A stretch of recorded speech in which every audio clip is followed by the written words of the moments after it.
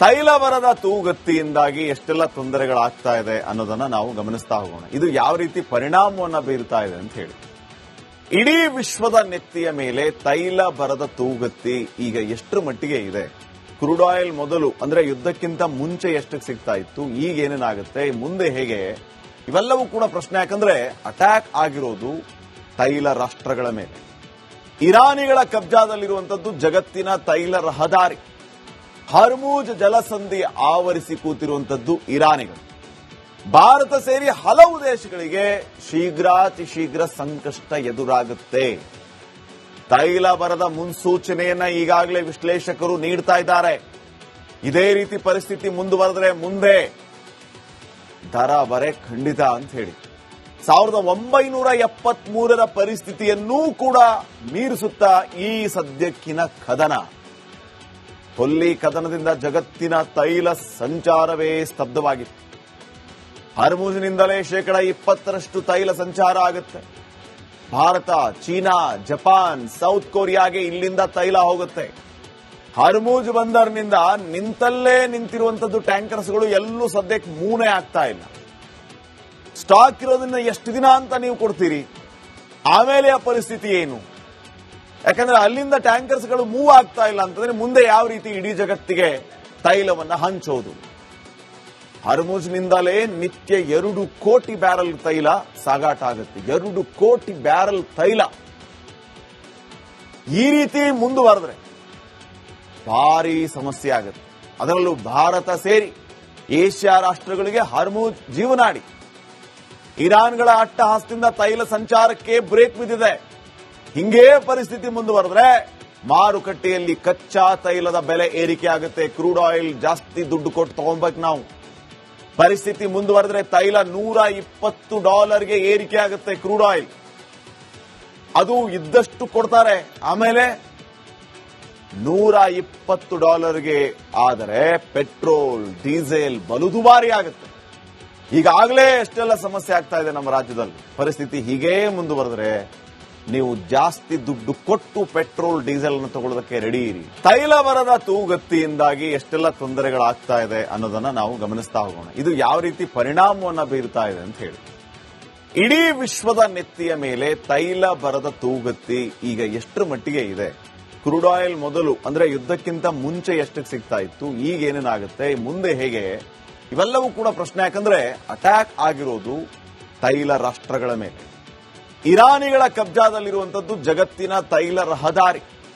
ಹರ್ಮೂಜ್ ಜಲಸಂಧಿ ಆವರಿಸಿ ಕೂತಿರುವಂತದ್ದು ಇರಾನಿಗಳು. ಭಾರತ ಸೇರಿ ಹಲವು ದೇಶಗಳಿಗೆ ಶೀಘ್ರ ಸಂಕಷ್ಟ ಎದುರಾಗುತ್ತೆ. ತೈಲ ಬರದ ಮುನ್ಸೂಚನೆಯನ್ನ ಈಗಾಗಲೇ ವಿಶ್ಲೇಷಕರು ನೀಡ್ತಾ ಇದ್ದಾರೆ. ಇದೇ ರೀತಿ ಪರಿಸ್ಥಿತಿ ಮುಂದುವರೆದ್ರೆ ಮುಂದೆ ದರ ಬರೆ ಖಂಡಿತ ಅಂತ ಹೇಳಿ 1973ರ ಪರಿಸ್ಥಿತಿಯನ್ನೂ ಕೂಡ ಮೀರಿಸುತ್ತಾ ಈ ಸದ್ಯಕ್ಕಿನ ಕದನ. ಕೊಲ್ಲಿ ಕದನದಿಂದ ಜಗತ್ತಿನ ತೈಲ ಸಂಚಾರವೇ ಸ್ತಬ್ಧವಾಗಿತ್ತು. ಹರ್ಮೂಜ್ನಿಂದಲೇ 20% ತೈಲ ಸಂಚಾರ ಆಗುತ್ತೆ. ಭಾರತ, ಚೀನಾ, ಜಪಾನ್, ಸೌತ್ ಕೊರಿಯಾಗೆ ಇಲ್ಲಿಂದ ತೈಲ ಹೋಗುತ್ತೆ. ಹರ್ಮೂಜ್ ಬಂದರ್ನಿಂದ ನಿಂತಲ್ಲೇ ನಿಂತಿರುವಂತದ್ದು ಟ್ಯಾಂಕರ್ಸ್ಗಳು ಎಲ್ಲೂ ಸದ್ಯಕ್ಕೆ ಮೂನೇ ಆಗ್ತಾ ಇಲ್ಲ. ಸ್ಟಾಕ್ ಇರೋದನ್ನ ಎಷ್ಟು ದಿನ ಅಂತ ನೀವು ಕೊಡ್ತೀರಿ? ಆಮೇಲೆ ಆ ಪರಿಸ್ಥಿತಿ ಏನು? ಯಾಕಂದ್ರೆ ಅಲ್ಲಿಂದ ಟ್ಯಾಂಕರ್ಸ್ಗಳು ಮೂವ್ ಆಗ್ತಾ ಇಲ್ಲ ಅಂತಂದ್ರೆ ಮುಂದೆ ಯಾವ ರೀತಿ ಇಡೀ ಜಗತ್ತಿಗೆ ತೈಲವನ್ನ ಹಂಚೋದು? ಹರ್ಮೂಜ್ನಿಂದಲೇ ನಿತ್ಯ 2 ಕೋಟಿ ಬ್ಯಾರಲ್ ತೈಲ ಸಾಗಾಟ ಆಗುತ್ತೆ. 2 ಕೋಟಿ ಬ್ಯಾರಲ್ ತೈಲ ಈ ರೀತಿ ಮುಂದುವರೆದ್ರೆ ಭಾರಿ ಸಮಸ್ಯೆ ಆಗುತ್ತೆ. ಅದರಲ್ಲೂ ಭಾರತ ಸೇರಿ ಏಷ್ಯಾ ರಾಷ್ಟ್ರಗಳಿಗೆ ಹರ್ಮೂಜ್ ಜೀವನಾಡಿ. ಇರಾನ್ಗಳ ಅಟ್ಟಹಾಸದಿಂದ ತೈಲ ಸಂಚಾರಕ್ಕೆ ಬ್ರೇಕ್ ಬಿದ್ದಿದೆ. ಹಿಂಗೇ ಪರಿಸ್ಥಿತಿ ಮುಂದುವರೆದ್ರೆ ಮಾರುಕಟ್ಟೆಯಲ್ಲಿ ಕಚ್ಚಾ ತೈಲದ ಬೆಲೆ ಏರಿಕೆ ಆಗುತ್ತೆ. ಕ್ರೂಡ್ ಆಯಿಲ್ ಜಾಸ್ತಿ ದುಡ್ಡು ಕೊಟ್ಟು ತಗೊಬೇಕು ನಾವು. ಪರಿಸ್ಥಿತಿ ಮುಂದುವರೆದ್ರೆ ತೈಲ $120ಗೆ ಏರಿಕೆ ಆಗುತ್ತೆ. ಕ್ರೂಡ್ ಆಯಿಲ್ ಅದು ಇದ್ದಷ್ಟು ಕೊಡ್ತಾರೆ. ಆಮೇಲೆ $120ಗೆ ಆದರೆ ಪೆಟ್ರೋಲ್, ಡೀಸೆಲ್ ಬಲು ದುಬಾರಿ ಆಗುತ್ತೆ. ಈಗಾಗಲೇ ಎಷ್ಟೆಲ್ಲ ಸಮಸ್ಯೆ ಆಗ್ತಾ ಇದೆ ನಮ್ಮ ರಾಜ್ಯದಲ್ಲಿ. ಪರಿಸ್ಥಿತಿ ಹೀಗೇ ಮುಂದುವರೆದ್ರೆ ನೀವು ಜಾಸ್ತಿ ದುಡ್ಡು ಕೊಟ್ಟು ಪೆಟ್ರೋಲ್ ಡೀಸೆಲ್ ಅನ್ನು ತಗೊಳ್ಳೋದಕ್ಕೆ ರೆಡಿ ಇರಿ. ತೈಲ ಬರದ ತೂಗತ್ತಿಯಿಂದಾಗಿ ಎಷ್ಟೆಲ್ಲ ತೊಂದರೆಗಳಾಗ್ತಾ ಇದೆ ಅನ್ನೋದನ್ನ ನಾವು ಗಮನಿಸ್ತಾ ಹೋಗೋಣ. ಇದು ಯಾವ ರೀತಿ ಪರಿಣಾಮವನ್ನ ಬೀರ್ತಾ ಇದೆ ಅಂತ ಹೇಳಿ. ಇಡೀ ವಿಶ್ವದ ನೆತ್ತಿಯ ಮೇಲೆ ತೈಲ ಬರದ ತೂಗತ್ತಿ ಈಗ ಎಷ್ಟರ ಮಟ್ಟಿಗೆ ಇದೆ? ಕ್ರೂಡ್ ಆಯಿಲ್ ಮೊದಲು ಅಂದ್ರೆ ಯುದ್ಧಕ್ಕಿಂತ ಮುಂಚೆ ಎಷ್ಟಕ್ಕೆ ಸಿಗ್ತಾ ಇತ್ತು, ಈಗ ಏನೇನಾಗುತ್ತೆ, ಮುಂದೆ ಹೇಗೆ, ಇವೆಲ್ಲವೂ ಕೂಡ ಪ್ರಶ್ನೆ. ಯಾಕಂದ್ರೆ ಅಟ್ಯಾಕ್ ಆಗಿರೋದು ತೈಲ ರಾಷ್ಟ್ರಗಳ ಮೇಲೆ. ಇರಾನಿಗಳ ಕಬ್ಜಾದಲ್ಲಿರುವಂತದ್ದು ಜಗತ್ತಿನ ತೈಲ ರಹದಾರಿ. ಹರ್ಮೂಜ್ ಜಲಸಂಧಿ ಆವರಿಸಿ ಕೂತಿರುವಂತದ್ದು ಇರಾನಿಗಳು. ಭಾರತ ಸೇರಿ ಹಲವು ದೇಶಗಳಿಗೆ ಶೀಘ್ರಾತಿ ಶೀಘ್ರ ಸಂಕಷ್ಟ ಎದುರಾಗುತ್ತೆ. ತೈಲ ಬರದ ಮುನ್ಸೂಚನೆಯನ್ನ ಈಗಾಗಲೇ ವಿಶ್ಲೇಷಕರು ನೀಡ್ತಾ ಇದ್ದಾರೆ. ಇದೇ ರೀತಿ ಪರಿಸ್ಥಿತಿ ಮುಂದುವರೆದರೆ ಮುಂದೆ ದರ ಬರೆ ಖಂಡಿತ ಅಂತ ಹೇಳಿ 1973ರ ಪರಿಸ್ಥಿತಿಯನ್ನೂ ಕೂಡ ಮೀರಿಸುತ್ತಾ ಈ ಸದ್ಯಕ್ಕಿನ ಕದನ. ಕೊಲ್ಲಿ ಕದನದಿಂದ ಜಗತ್ತಿನ ತೈಲ ಸಂಚಾರವೇ ಸ್ತಬ್ಧವಾಗಿತ್ತು. ಹರ್ಮುಜ್ನಿಂದಲೇ 20% ತೈಲ ಸಂಚಾರ ಆಗುತ್ತೆ. ಭಾರತ, ಚೀನಾ, ಜಪಾನ್, ಸೌತ್ ಕೊರಿಯಾಗೆ ಇಲ್ಲಿಂದ ತೈಲ ಹೋಗುತ್ತೆ. ಹರ್ಮುಜ್ ಬಂದರ್ನಿಂದ ನಿಂತಲ್ಲೇ ನಿಂತಿರುವಂತದ್ದು ಟ್ಯಾಂಕರ್ಸ್ಗಳು ಎಲ್ಲೂ ಸದ್ಯಕ್ಕೆ ಮೂನೇ ಆಗ್ತಾ ಇಲ್ಲ. ಸ್ಟಾಕ್ ಇರೋದನ್ನ ಎಷ್ಟು ದಿನ ಅಂತ ನೀವು ಕೊಡ್ತೀರಿ? ಆಮೇಲೆ ಆ ಪರಿಸ್ಥಿತಿ ಏನು? ಯಾಕಂದ್ರೆ ಅಲ್ಲಿಂದ ಟ್ಯಾಂಕರ್ಸ್ಗಳು ಮೂವ್ ಆಗ್ತಾ ಇಲ್ಲ ಅಂತಂದ್ರೆ ಮುಂದೆ ಯಾವ ರೀತಿ ಇಡೀ ಜಗತ್ತಿಗೆ ತೈಲವನ್ನ ಹಂಚೋದು? ಹರ್ಮುಜ್ನಿಂದಲೇ ನಿತ್ಯ 2 ಕೋಟಿ ಬ್ಯಾರಲ್ ತೈಲ ಸಾಗಾಟ ಆಗುತ್ತೆ. 2 ಕೋಟಿ ಬ್ಯಾರಲ್ ತೈಲ ಈ ರೀತಿ ಮುಂದುವರೆದ್ರೆ ಭಾರಿ ಸಮಸ್ಯೆ ಆಗುತ್ತೆ. ಅದರಲ್ಲೂ ಭಾರತ ಸೇರಿ ಏಷ್ಯಾ ರಾಷ್ಟ್ರಗಳಿಗೆ ಹರ್ಮುಜ್ ಜೀವನಾಡಿ. ಇರಾನ್ಗಳ ಅಟ್ಟಹಾಸದಿಂದ ತೈಲ ಸಂಚಾರಕ್ಕೆ ಬ್ರೇಕ್ ಬಿದ್ದಿದೆ.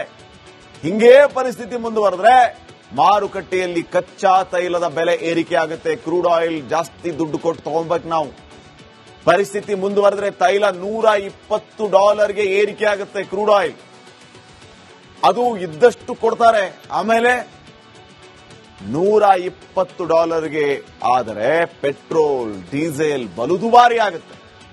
ಈಗಾಗಲೇ ಎಷ್ಟೆಲ್ಲ ಸಮಸ್ಯೆ ಆಗ್ತಾ ಇದೆ ನಮ್ಮ ರಾಜ್ಯದಲ್ಲಿ. ಪರಿಸ್ಥಿತಿ ಹೀಗೇ ಮುಂದುವರೆದ್ರೆ ನೀವು ಜಾಸ್ತಿ ದುಡ್ಡು ಕೊಟ್ಟು ಪೆಟ್ರೋಲ್ ಡೀಸೆಲ್ ಅನ್ನು ತಗೊಳ್ಳೋದಕ್ಕೆ ರೆಡಿ ಇರಿ.